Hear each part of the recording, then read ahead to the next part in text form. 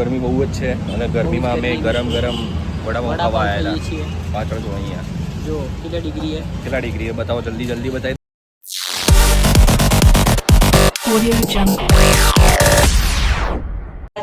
સો એટલું બધું બી ગુજરાતી નહીં બોલવાનું.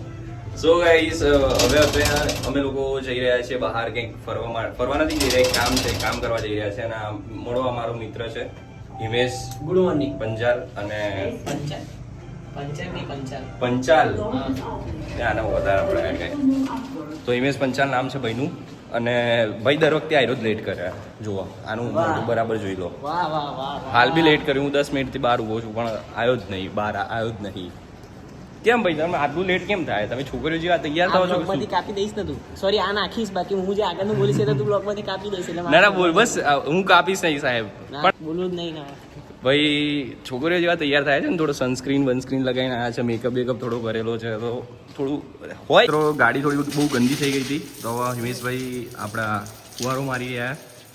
ભાઈ હિમેશભાઈ પણ કેમ આટલું યાર ધીમે ધીમે ચાલુ કરો ને, ફાસ્ટ થોડું. ઉડશે પાણી. વાંધો નહીં, થોડું તો ચાલુ રાખો હવે. અરે મારી ગાડી બહુ ગંદી થઈ ગઈ ગાડી. તો અહીંયા આર્યન ભાઈ આપણે ગાડી લૂસી રહ્યા છે. ગાઈસ ગાડી એમને એમ નથી રખાતી, બહુ મેન્ટેન કરવી પડે છે. અને એમાં અમારી બહુ કાળી ગાડી છે, તો કાળી ગાડી છે તો ખરાબ બી વધારે થાય છે. ગાઈસ અમે બહાર આવીને લૂસીએ છીએ, એનું એક કારણ છે, કારણ કે અંદર બેઝમેન્ટમાં બહુ છાંયડો હોય છે, એટલે કાળી ગાડી છે, દેખાતું નથી. ખબર નહીં પડતી કે કઈ બાજુ પાણી રહી ગયું, કઈ બાજુ નથી રહ્યું. અને કાળી ગાડી સાહેબ તમારા ડ્રાઈવર હોય તો જ લાવજો. બાકી આજે મેં ધોઈને કાલે હવે તમને બતાવીશ, એવી ને એવી થઈ જશે. બહુ જ સેપટ ચોટે છે. કોઈ આગે ન પીછે તુમ હી કહો યે કોઈ બાત मैं गोद में रख लूं अगर. इस गाड़ी यहाँ पे पार्क कर दिए और हमें जाना है पतंजलि में. और ये देखो गाइस, अभी हम लोग कुछ खाना पीने જુગાડી. સોરી ગાઈસ, હું ગુજરાતી ભૂલી જાઉં છું કારણ કે હિન્દીની ટેવ પડી ગયેલી. હવે શું કરીએ, પણ તમે લોકો હિન્દીમાં સપોર્ટ એટલો બધો કર્યો નથી. જોઈએ હવે ગુજરાતીમાં તમે કેવો કરો. જો સપોર્ટ ના કર્યો તો આવું ના કહેવાય, નહીં તો બિલકુલ નહીં જોઈ. સોરી ગાઈસ, માફ કરી દેના. તો ગરમી બહુ જ છે અને ગરમીમાં અમે ગરમ વડાપાઉં ખાવા આવેલા છીએ. પાછળ જો અહીંયા જો કેટલા ડિગ્રી બતાવો, જલ્દી બતાવી દો. ડિગ્રી બતાવતી નહીં, 101 બતાવે મારા. 101 ડિગ્રી થઈ ગયું. ડિગ્રી નહીં, 101 ભાઈ બળી ગયા હવે લોકો, કાક થઈ ગયા છે. કેટલું બતાવે જો ને બકા, બહુ 101. હવે એક્યુરેટ નહીં બતાવતું મારા. કેમ આવું કરો યાર સાહેબ? હિમેશ સાહેબ થોડા ગાંડા, વાંધો નહીં, ચલાવી લેવું પડશે. હવે મિત્ર બનાવી દીધું હોય તો શું કરીએ, હવે છોડી બી ના શકાય. કઈ નહીં યાર, કેમ પછી હું તમને મળું. આનામાં તો બતાવતું નહીં, મેં મારામાં જોયું 38 ડિગ્રી છે અત્યારે. 38 ડિગ્રીમાં બી હાલ અમારો લોકોનો આવો થઈ ગયો છે. તો વિચારો કે 40-42 ડિગ્રી પહોંચશે અમદાવાદમાં તો શું થશે ભાઈ? પછી અહીંયા શું કહેવાય, એસી નાના લઈને અહીંયા ગળામાં ચોંટાડીને ફરવા પડશે. બરાબર છે ને ભાઈ? બરાબર 100%.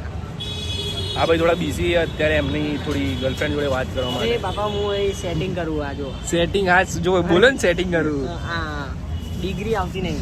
Yes guys. સમય અહીંયા આવ્યા હતા. એરા દેશી ગુજરાતી પહેલા. આ આર્યું ઘી. સોરી, ઘી નહીં, દૂધ છે ભાઈ. અહીંયા ગાઈસ વેદ લક્ષણામાંથી અમે લેતા હોઈએ છીએ, ટોલ ટેક્સના જોડે જ છે આ. તો બસ લીધું અને હવે જઈ રહ્યા છીએ ઘરે. અમારે હવે સામેની તરફ જવું છે, તો ગાડી આખી આમ વાળીને સામેની બાજુ લેવી પડશે. ગાડી મોડ. સામે ગાઈસ ત્યાં તમને દેખાઈ રહ્યું છે, ત્યાં જવાનું છે અમારા લોકોને. આર્યન તમે લોકો જોઈ હશે. કઈ પેલી શું નામ? ગાડી રોક, જલ્દી ગાડી રોક. અચ્છા, દિખા દે. અલ્યા ગુજરાતીમાં બોલવાનું છે. દેખાડીએ આપણે પહેલા સીટ બેલ્ટ પહેરી લઈશું મિત્રો. અને ગાઈસ આર્યન એ આર્યન बताओ. मम्मी का रास्ते में गांव की ताजी सब्जियां दिख गई. गाड़ी रोक. તો મિત્રો આવું થતું હોય છે, મારી જોડે બી ઘણી વખતે થયેલું છે, હિમેશ જોડે બી થયેલું છે ને પહેલા હિમેશ. હવે અમે જો સામેની તરફ, હવે અહીંથી અમે જવાનું છે સામેની તરફ. અહીંયા બહુ મોટો ખાડો છે, તો થોડી ગાડી આપણે જોવા પડી ને, સ્લાઇડ પડી ગઈ. તો હવે સામેની તરફ અમારે જવાનું છે. તો ચલો જલ્દી આપણે પાર્કિંગ લાઈટ ચાલુ કરી દઈએ. જો અહીંયા ચાલુ થઈ ગઈ છે. હવે જઈએ સામે. આવી જાઓ. જલ્દી લઈ લઈશું કારણ કે કોઈ જ વ્હીકલ આવી રહ્યું નથી. અને આ બાજુ આપણે જોઈશું. હિમેશભાઈ થોડું પાછળ જરા જોઈ લો ને. કોઈ નથી આવી રહ્યું. જવા દો. જાણે દે જાને દે. હવે ટ્રક સામે આવી ગયો છે તો આપણે ગાળ બોલી હોય તો બી બોલી શકશું, પણ આપણે આમાં એવા સંસ્કાર આપણા મમ્મી પપ્પાએ આપણે આપેલા નથી તો આપણે નહીં કરીએ એવું. ઓ માય ગોડ, ઘરે જઈ રહ્યા છે આર્યને મને ઘી અને કાર્ડ ગિફ્ટ કર્યું. હા યસ, ઉભો રે, અમારે બે હાથમાં કેવી રીતે પકડવા, અમારું ઘર છે. સો ગાઈસ, કેમ છો તમે બધા? અમે લોકો આવ્યા છીએ, અમે લોકો નહીં, હું આવ્યો છું હિમેશના જોડે.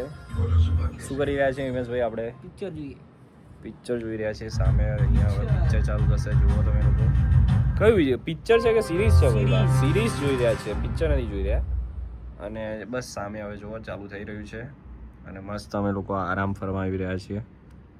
બસ મળીએ તમને થોડી વારમાં સાંજે.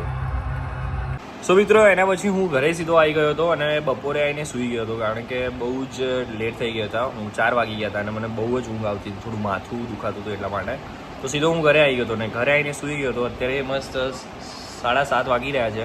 હું ક્યારનો ઉઠી ગયેલો છું, પણ અત્યારે મેં કીધું ચલો બ્લોગ લાસ્ટમાં એન્ડિંગ કરીએ. અને બેઠો છું હું મારી મમ્મી જોડે. તો મમ્મી, હું ગુજરાતીમાં હવે બ્લોગ બનાવવાના ચાલુ કર્યા છે આજથી, આ લોકોને જોવા મળશે, તો શું કહીશ તું?